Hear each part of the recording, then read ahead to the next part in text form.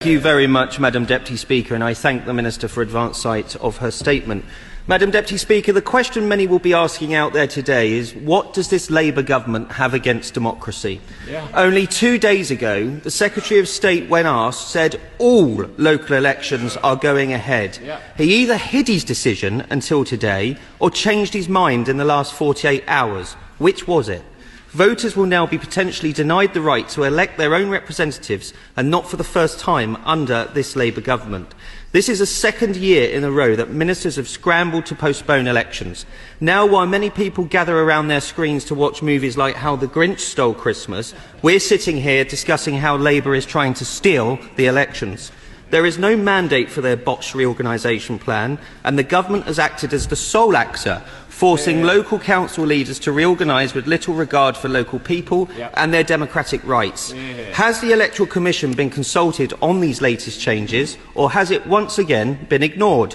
Just as the Speaker's Committee on the Electoral Commission noted when mayoral elections were previously cancelled, the Commission exists to protect the integrity of our electoral system, and time again this government appears content to brush aside its advice when it becomes inconvenient.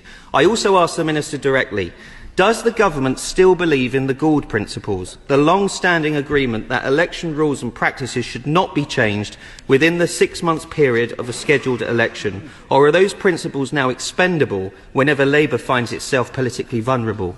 We accept there is a precedent for a single-year delay, but that is not what we are facing here. Does the government accept the clear advice of the Electoral Commission that further delays are unacceptable? They said scheduled polls should only be postponed in exceptional circumstances. So I ask, what are the exceptional circumstances here? Well, Madam Deputy Speaker, we know the answer. It's Labour's rushed, chaotic and flawed local government reorganisation plan. It is their fault. It is not local leaders' fault. Has the government actually undertaken or commissioned any up-to-date research into the costs of restructuring? Again, we know the answer, and it's a resounding no. What assessment has been made of the paralysis of this restructuring risks causing in local plan preparations? At a time when the government claims it wants to speed up planning, how does freezing governance structures help? Won't this disruption make the government's beleaguered 1.5 million homes target even harder to achieve? And what about social care? What assessment has been made on the impact of breaking up counties on adult and children's social care provision? Madam Deputy Speaker, the broader narrative here is clear. Yes, there are some councils that have expressed an interest in restructuring, but Labour's process has been rushed and deeply flawed. Local residents have not been properly consulted, and local council leaders have been left with a gun to their heads by this Labour government.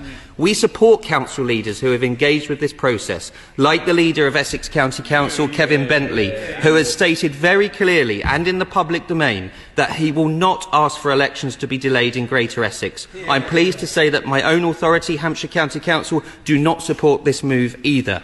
In December 2024, Conservatives set out several clear tests. Labour have failed every single one.